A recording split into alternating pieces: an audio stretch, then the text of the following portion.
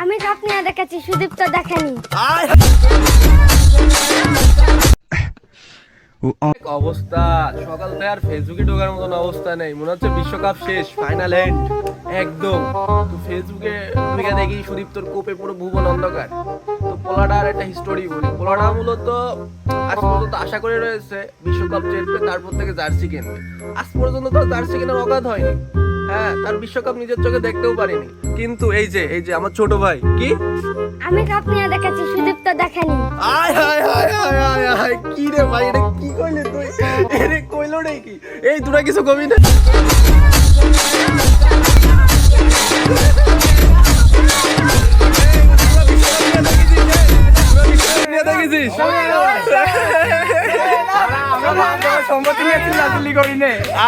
পোলাপান কয় কি বাপদাদার সম্পত্তি, আয় রে পোলাপানও যাই না গেছে ওরা বাপদাদার সম্পত্তি নিয়ে। তুই